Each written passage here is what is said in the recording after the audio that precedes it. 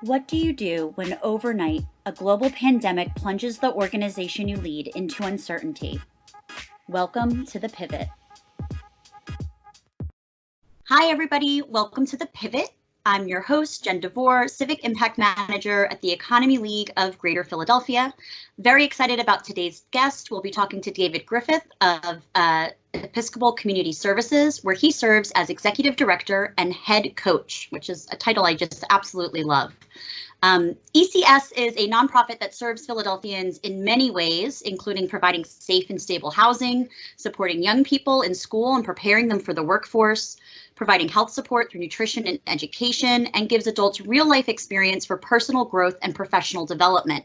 All things that are incredibly important and will be even more so as we move into the recovery stage of our current circumstances. So David, please join us on camera. We're excited to get started. Hey, Jen, good to see you.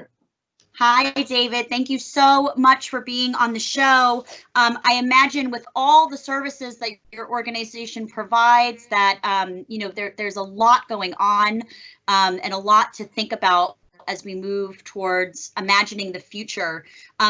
Today, I feel like we could have a million different conversations, right, about all the different programs that you run. But today we want to focus on Mindset, which is a program that you've been working on for a while, and obviously we'll need to shift and pivot. So maybe we'll just start, if you could just give us an overview of the Mindset program and where it was before COVID-19 hit. Sure, Jen. Happy to do that, and greetings to everybody. About 3 years ago, actually now going on 4, the agency embarked on a strategic plan based on a couple of data points. Very specifically, we did an analysis of both our programs and really of the issue of poverty in the city of Philadelphia and the region in general. And not to make it too simple, but we concluded that the vast majority of programs, including our own, were in the maintenance business, in that they maintained people. And those were certainly incredibly important programs that are necessary in the environment. But we wanted to take a hard look at how we might be able to move people out of poverty. Our tagline is to challenge poverty. And very specifically, what we mean by that is moving people along the continuum of economic mobility, if you will, and having them lift themselves out of poverty. So we embarked on a piece of research, as you would do at a strategic plan, and we came across a program in Boston that had been founded now 11 years ago by the name of EMPATH, which is Economic Mobility Pathways.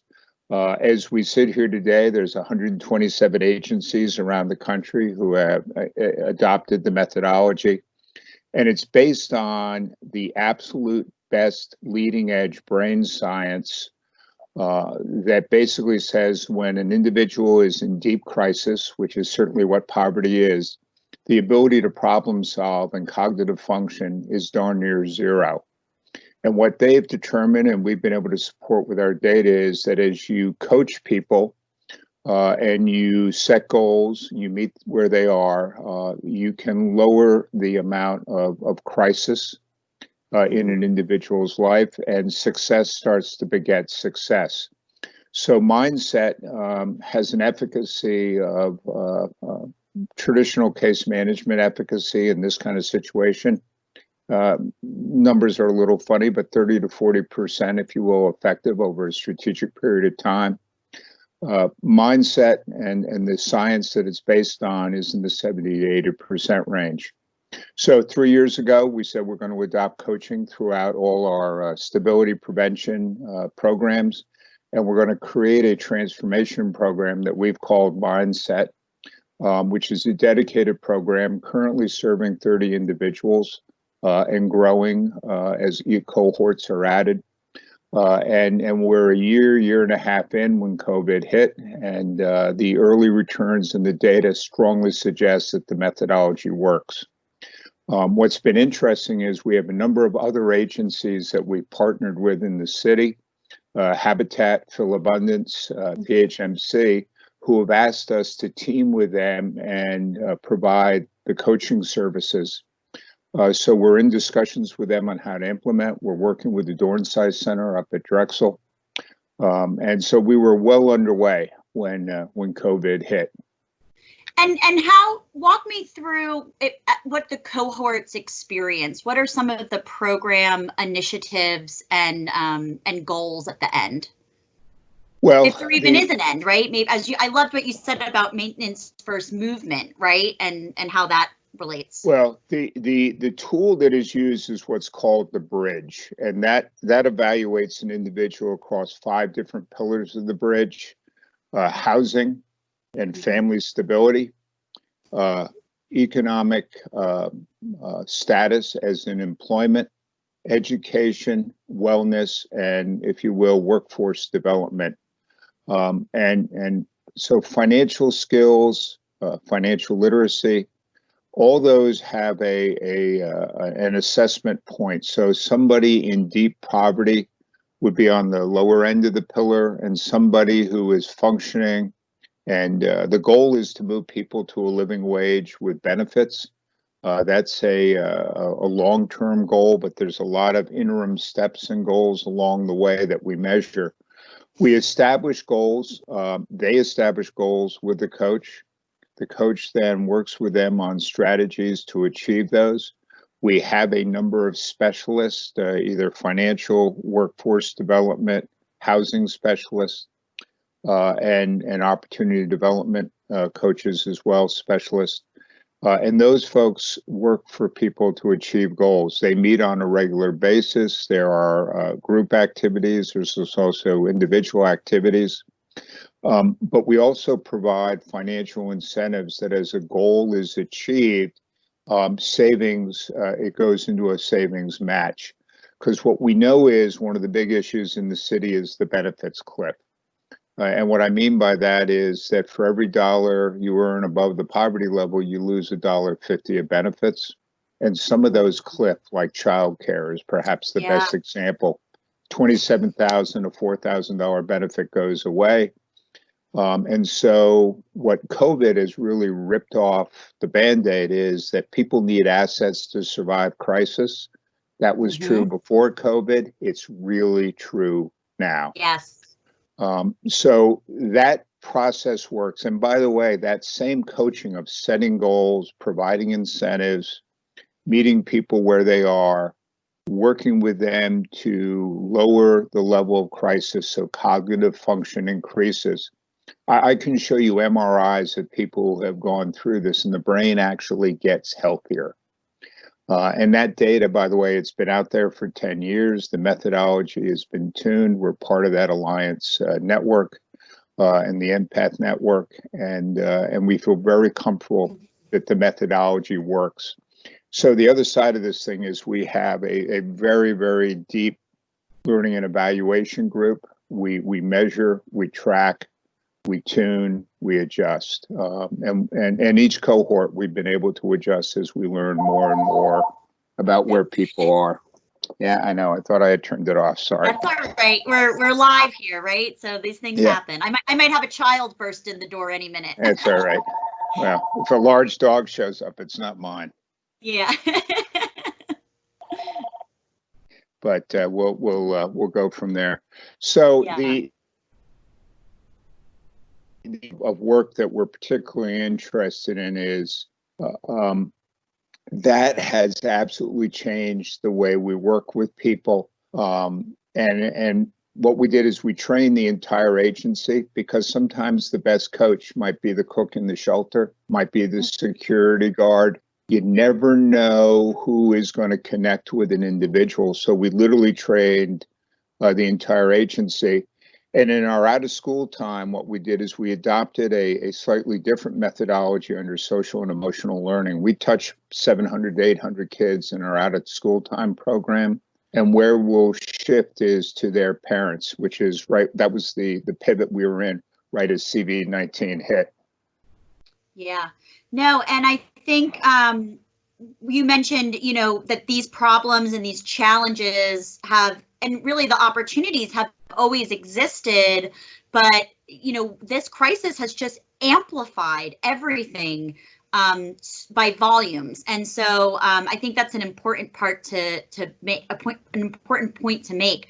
So, obviously things are changing, right? And you have to pivot the program, and it seems, and the fact that you can have a cohort and then make those adjustments for the next, I give you a lot of credit for that. I think so often we find ourselves having to stick to the original plan, and I think having a high risk tolerance and being willing to change is really important. So how are you pivoting now, or how are you considering to pivot the program as we move forward? Well, we've long had a philosophy that we launch at 80%. And we tune and we learn as we get direct experience. I'm trained as an economist. There's a thing known as elasticity, and that last 10% to get to 100% is where 90% of the cost and delay occurs. You learn the most by doing, by evaluating, by looking at the data. That's why the learning and evaluation group is so important. We hold dashboards on a regular basis with the full team. We look at how we're doing. We encourage, if you will, mistakes. I have an expression that scar tissue is the best teacher. Well, the only way you get scars is by making mistakes. And so we create a culture and a team where that's absolutely how we roll. What happened with COVID, and what is happening with COVID, is while we're still frontline workers in the shelter and in our rapid rehousing, team is doing a remarkable job, and knock on wood, we've been fortunate that we were disciplined in how we handled it. The issue for the rest of the agency, including out of school time, including RISE, including Mindset, is we went virtual. We're blessed with a pretty solid technology platform. Actually, the tool we're on today, Microsoft Teams, between that and Zoom, we've been able to reach out and continue to coach everybody in the system. So a coach that works with people in the shelter is still interacting with people in the shelter. When we had people go on leave from the shelter because they wanted social isolation, the coach continued to meet with them.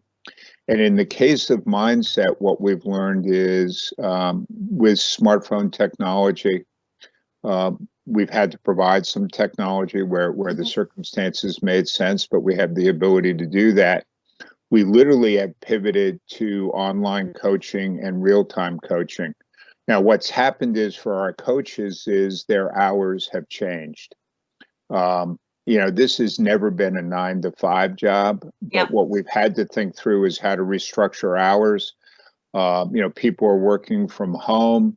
Where do you balance that? And one of the things that we've learned is I don't think we'll go back. I think what we'll create is a hybrid of group activities with, we're trying to figure out how we come back with social distancing. We don't know if the schools are going to open in the fall. We've implemented distance learning in our out of school time programs in partnership with other providers. And again, this notion of not missing a beat because you have a relationship with your coach, you have a relationship with the specialist. The other pivot that we're absolutely going to have to do is where we set goals before COVID and where goals are going to be set now are going to have to be adjusted. Yeah. Well, we think unemployment in the sectors, and I just saw it on the news this morning. If you're under $40,000 a year in earnings, 40% of that workforce has been laid off. That, as you know, in our city, there are communities that have been disproportionately affected. Retail and the restaurant industry and the hospitality industry. Yeah. They've been absolutely pounded, and that's where many of our folks work. And so we will adjust goals to be reflective of the crisis. We will adjust strategies. We'll adjust, frankly, financial incentives and savings to be perhaps more tactical now than they would have been strategic. Because frankly, at the end of the day, maintenance right now is going to take on a very, very important attribute of keeping people safe, keeping people alive. I'm wrestling really hard. school doesn't open in the fall, people got to remember out of school time is affordable childcare. It's also tremendous enrichment, but the real secret is that's how people can hold work. So workforce development, we're partnering with a number of other agencies to marshal resources together, to share resources, and we will continue to participate. Things like the Economy League will continue. We work very closely with Dornsight. I'm on the board up at Drexel, and so Lucy Kerman and I are very tight with Dornsight. The Promise Zone activity, and we'll continue to modify the program to adjust. And that's true with every provider in the city right now. The unemployment and the ripple of that unemployment, and also how does a business come back with social distancing and all those things. We feel pretty strongly based on the data that we're looking at that we're in, a 2-year window now. Yeah. And we just are going to have to roll. And frankly, as an agency, we're going to have to adjust how we roll. We have our big thought leadership conference in the fall. We've made the decision that'll go virtual. Yeah. Just because I don't think October you're going to get 300 people in a room. No, absolutely. I mean, we think about that with our own programming too. We have our Greater Philadelphia Leadership Exchange around that time. And I think you're absolutely right. And this is a harsh reality that we're facing, and to work and to serve some of our most vulnerable citizens. I mean, it has to be hard. And I give you and your team and everyone in the organization so much credit for doing this work. What has it been like to be a leader during this time, and to make these decisions and to put forth these program pivots? Well, look, I teach leadership, and one of the first rules that I teach is the better the team, the better the outcomes, the better the end user experience. And that is a circle. So I spent a lot of time building I'm going to brag here, but a best of breed team. And when I was CEO in the for-profit world, I would have taken any of these folks in a heartbeat. Mm-hmm. At that point in my life, I've been doing this 7 years now. I said, look, I got to build a team. I'm not a social worker. I'm the first non-priest, non-social worker. I went out to get the absolute best that I could find. And we had some tough discussions as we turned people over. Well, you build great teams for moments like this. Yeah. Because we pivoted in 72 hours to being virtual. We had plans for online curriculum up and running. We have had the shelter remarkably safe. We had 79 people in the shelter when the stay-at-home order went down. We have been remarkably, knock on wood, healthy there. Our rapid rehousing program, we had an influx. Out of school time, we've literally touched every family to make sure children are safe. And now we've come together with our brothers and sisters in out of school time. And we're actually sharing curriculum, we're sharing ideas. This is no time to compete. This is a time to say, what do you do well? This is what I do well, and let's go serve the people. I'm working with Broad Street Ministries and St. Stephen's Church, which is one of our parishes in the diocese. They're going to open their doors to Broad Street to take the influx. We're in discussions for other services to occur there.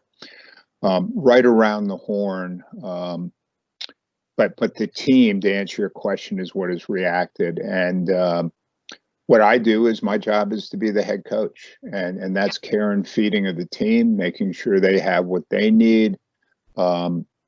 This is a time when you don't give people more water to carry, you help them to carry theirs.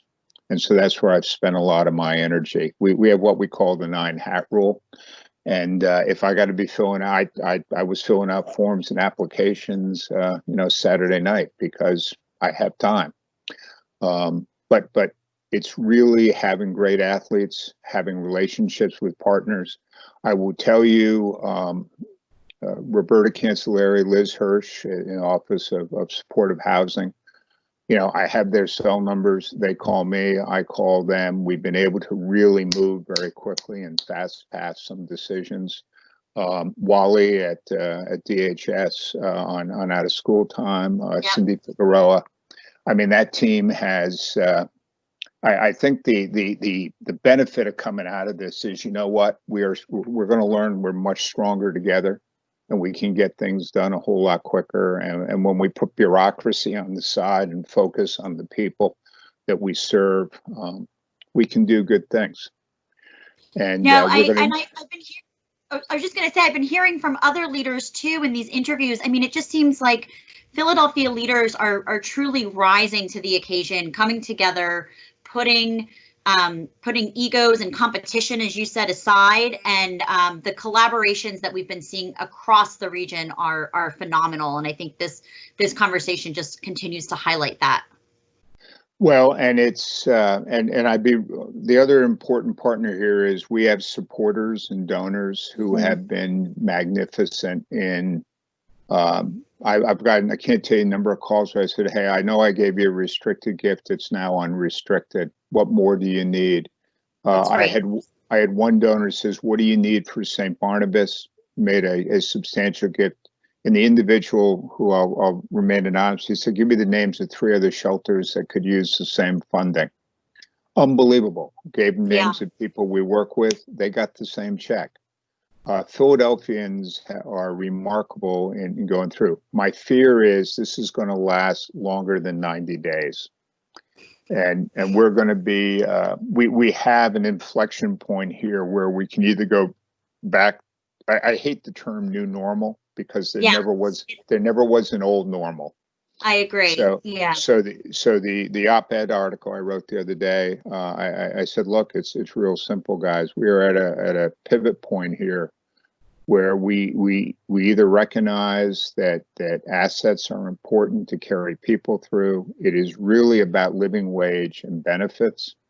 And what we ought to do is be about making sure that we start to create an ecosystem where that's the given. We've done a lot of work with the Fed. We've done a lot of work with some other thought leaders, and long-term, it's why our advocacy group is the other leg of our stool. We have a very strong advocacy group where we're pushing for dealing with what I call SPPs, or stupid public policy. Cliff benefits should go away, right? So, I mean, the list goes on and on and on. But look, leadership is about having a great team, turning them loose, getting them what they need, and staying the hell out of their way, and being a rock. Yeah. You got to be the calm one. You got to be the one who kind of leads through. We made some bold decisions with our board on funding, and some other decisions that will serve us well. And I'm grateful for our board, quite frankly. They're very supportive. So I think no more competition, and focus on the people we serve, and the city will come out of this thing okay. We got to create jobs. Yeah. We got to create jobs. The safety net is not the way to do it. It is short term, but we really got to take a hard look at the city and say, how do we create living wage jobs? And we value all jobs. Yeah, absolutely. Yeah, David, thank you so much. I mean, even just the way you're delivering this information speaks true to that rock mentality. And I'm sure your team is lucky to have you, and it sounds like you're lucky to have them too. So what a wonderful organization. I know you mentioned obviously having great partners with funders and donors. How can viewers at home support your organization? The easiest way is go to www.ecsphilly.org. Okay. You have the ability to learn about us. You have the ability to contact any of us with questions, but you also have the ability to donate there. But let me also give a shout out. This sector and our brother and sister agencies need support. So if food insecurity is something that stirs your boat, we don't do that, but there's people who do, people like Phil Abundance and some others. There's a lot of really good organizations doing work. And what I hope is that people who hear this, yeah, I'd welcome the contribution, don't get me wrong, but sure, the whole sector needs help. And then the other piece that I would ask people to do is really pay attention on the advocacy issue. There's some underlying conditions here that need to get addressed. And as we go into the headwinds that we're facing, we have the ability to change some of those policies. And it's not a red or a blue issue. Let me be really clear. It is a human issue. Our tradition goes off what, from an Episcopal point of view, if you give me the liberty, is the baptismal covenant that says respect the dignity of every human being. It doesn't say some people, it says every. And if we all kind of think that way, I think we're going to come out of this thing in a much better place. I think that's great, and you know, clearly leading by example and practicing what you preach by sharing, you know, many different ways to support, as you put it, the ecosystem, right? So David, thank you so much. That's our time. I'm going to share your information now too, but we really appreciate you coming on the show and sharing your story. Thank you. Well, and thank you, Jen, and let me just give a shout out to what the Economy League tries to do. I'm full disclosure, I'm a board member. Yes. And I think the idea of business and both for-profit and nonprofit coming together to try and solve these problems is probably the only way we're going to solve them. So good for you guys. And as I say to everybody, stay safe, be well, and be strong. Great. David, thank you so much. And I appreciate what you said about the Economy League. I mean, it really is our mission to address these critical issues and do so by connecting leaders and advancing, you know, what we know is shared solutions. So again, speaking to that collaborative approach. So thank you. Thank you to our viewers at home for watching The Pivot. You can find us on social media at Economy League. Let us know how you're pivoting and how you're collaborating and with who. And then you can watch this episode and more at economyleague.org/thepivot. Thank you so much for watching.